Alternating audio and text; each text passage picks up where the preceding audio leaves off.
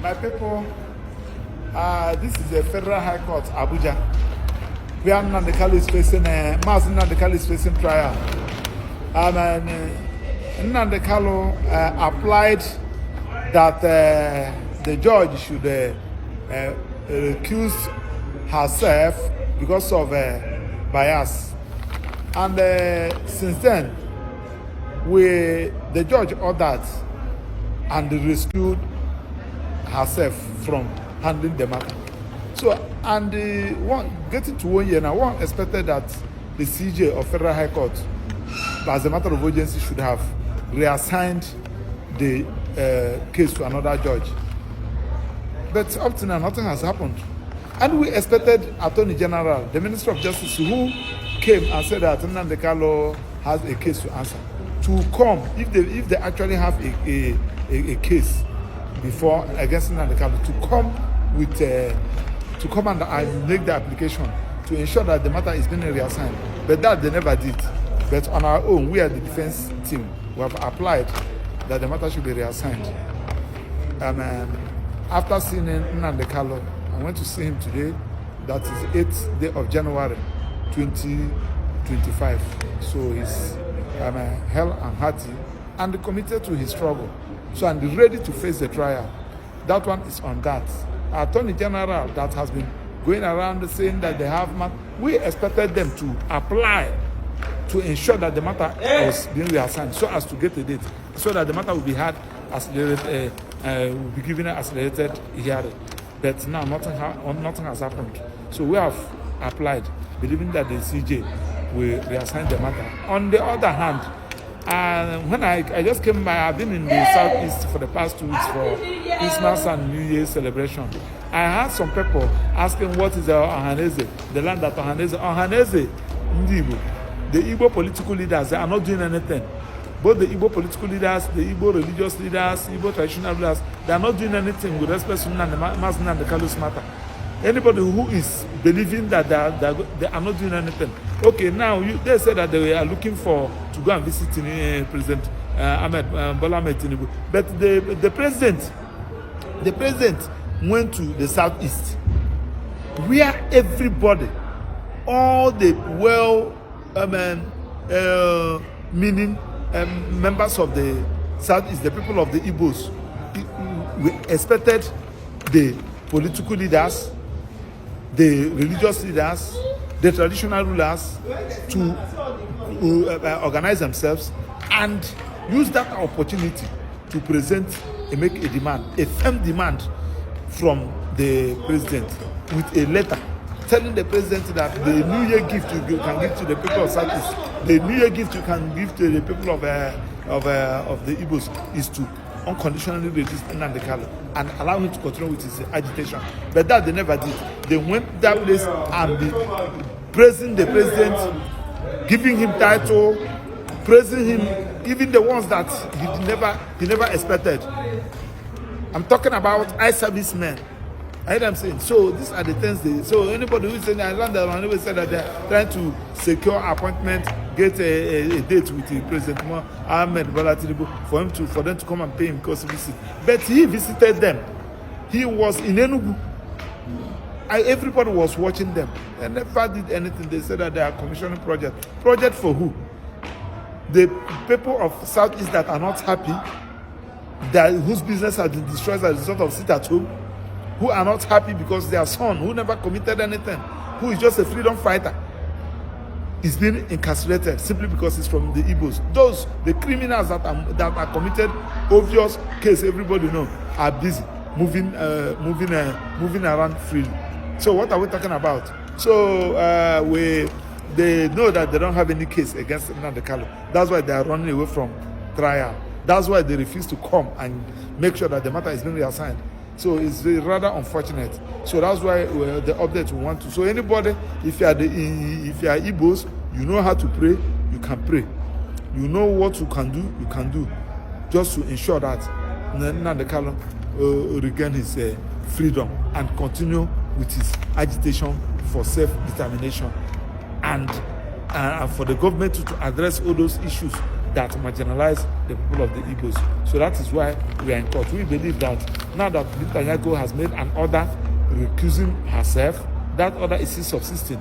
Is still in force. He has no the only authority that can set aside that order recusing herself is Court of Appeal and nothing more. I'll keep you posted. Thanks and God bless you. Maxwell Opera is my name. Lego team, Nnamdi Kanu.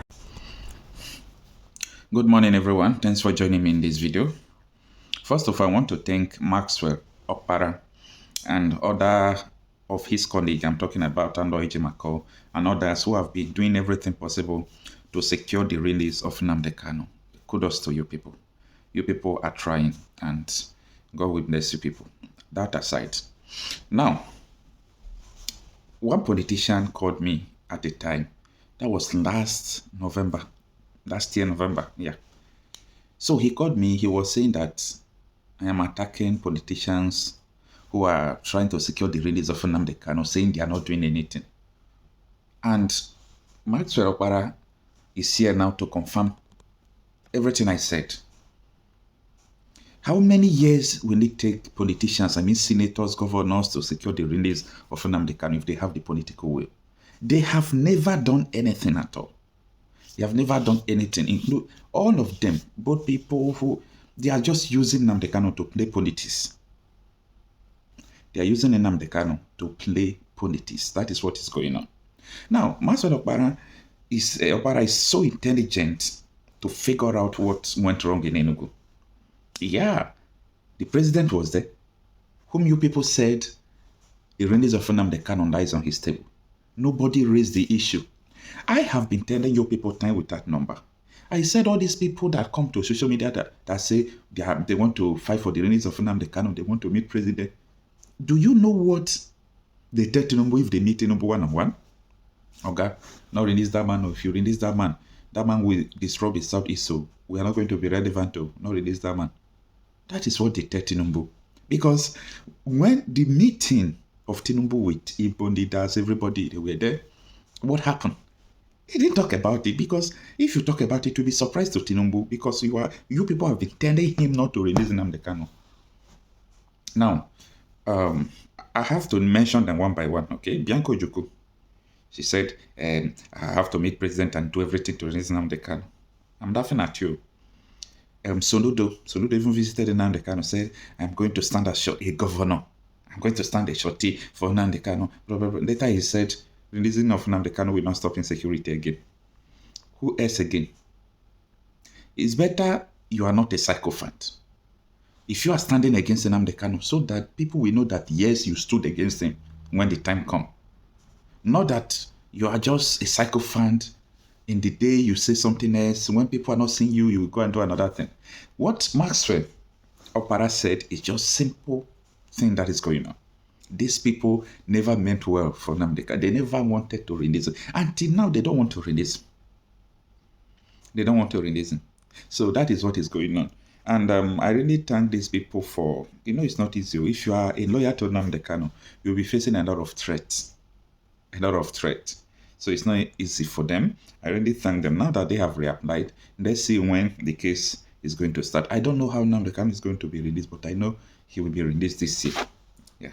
I don't know how it's going to be released, but this year, he will be released. There is no two ways about that. There's no two ways about that. So this is what is going on, and I said, let me update you people, okay? About Biafra. Yes. You had a meeting Yes. with Nnamdi Kanu, and that sparked, in fact, I New think York. I think you got arrested after that Yes. meeting. People would say, you people are not fighting the same cause. You are fighting to be the president of the country. He is fighting to divide the country. Yes. People would say, why would you be seen in such a meeting? Would you like to clear that You air? see, anybody that lacks any sense of consciousness would ignore social movements. That is the problem with Nigerian leadership. You cannot have a country in which there are 251 tribes or languages, and one big section says, we are not satisfied with here, and you don't talk to them, you don't understand them. Then you are not a leader of that country. The reason I met him was to understand first what his struggle was about, which I knew already. And secondly, to also advise him on the way that I think we could all work together. And thirdly, to send a message to the Nigerian people that we can walk through our differences, even at these levels. And I was surprised that, contrary to what some people are saying, he did not want Nigeria to break up.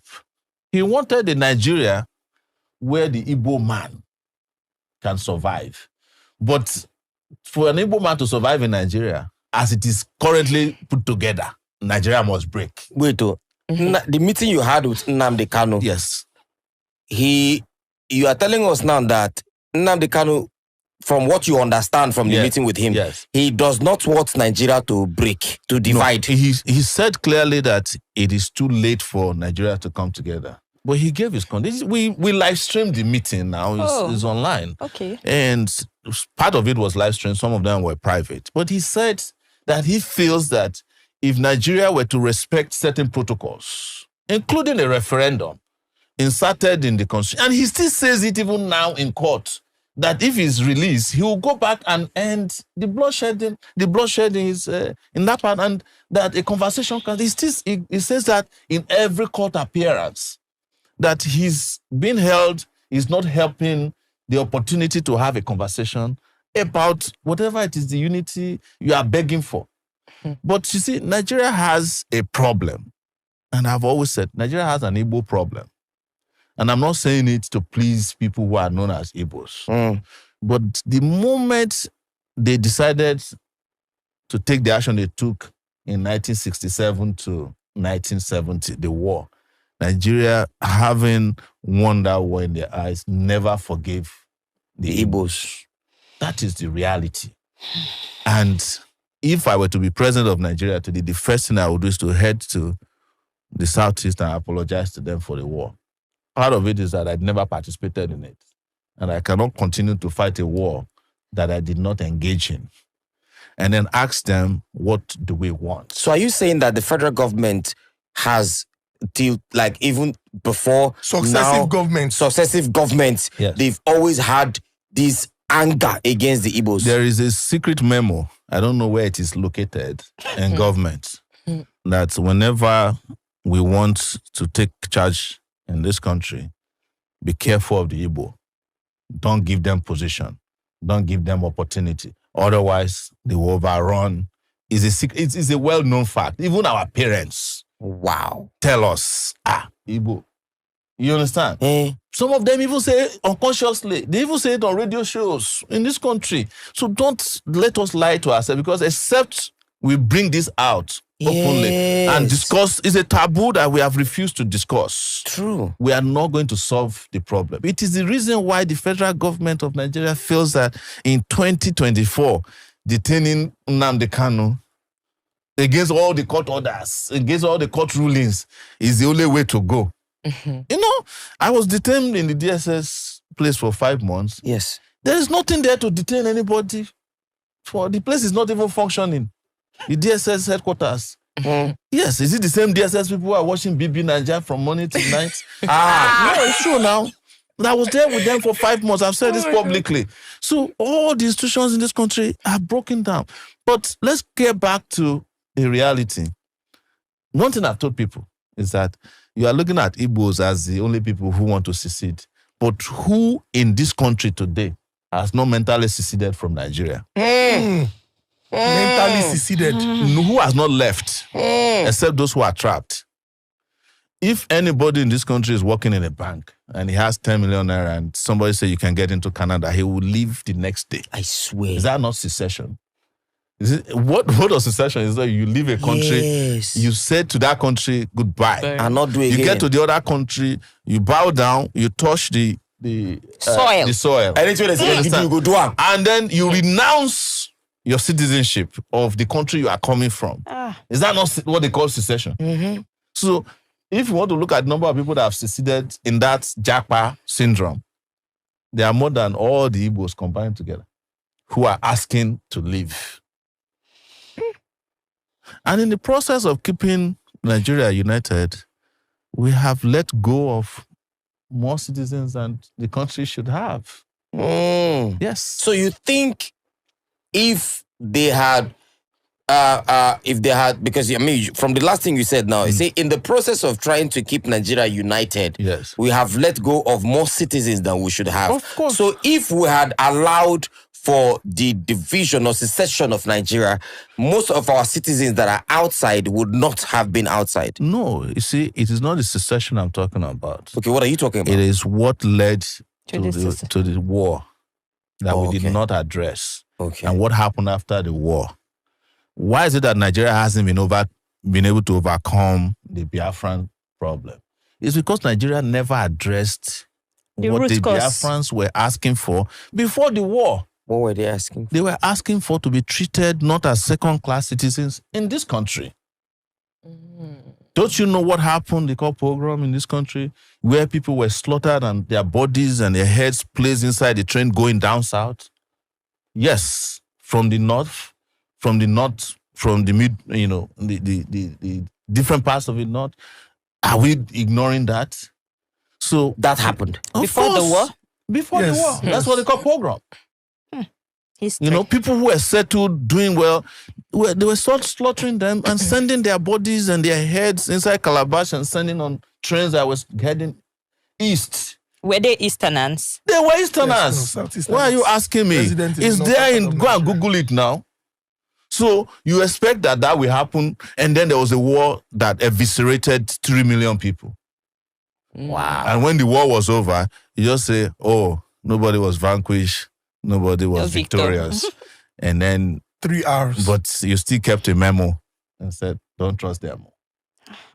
Collect people money, yes, give them £20. And then you took their properties. So Ojukwu did not get back JAMB until 1992 now, his father's house, that is known as JAMB headquarters here in Ikoyi.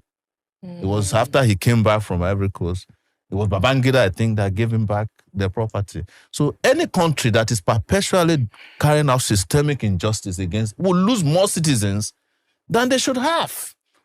The reason why countries that are work is because citizens believe in their country. And you cannot force that belief. It has to come through social justice. True. It has to come through economic justice. Why is it that, my children can feel like they are U.S. citizens, even though they were born there? It's because before they let you take them out of the hospital, they must take all their immunity, everything, injections. You cannot put them at home and not go back to the doctor to go and complete it. And when it's time for school, they cannot be out of school for 2 days. And you'll be saying that, no, I want Shikira to go and be selling pure water. But at the end of it, I don't want to go because these things are all, the tapes are available, the records are there.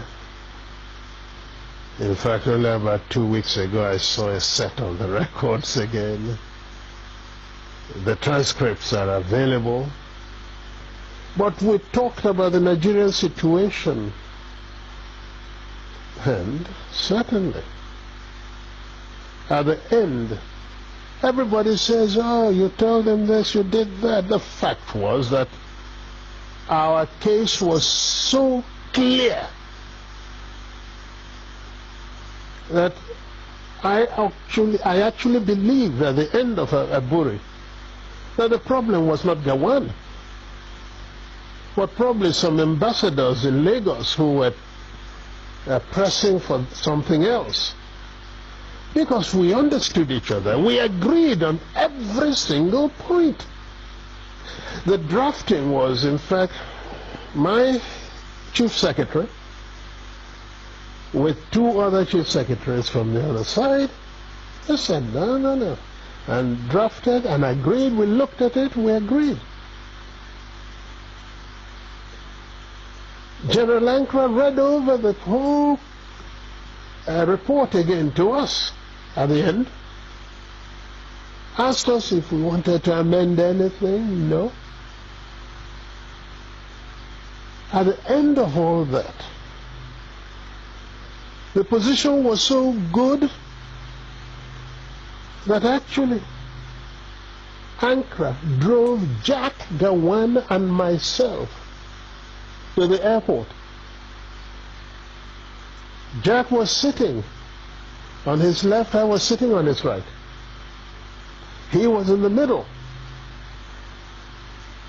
And in the course of that journey, at a point, General Ankara shook his head and said, "Oh, thank you.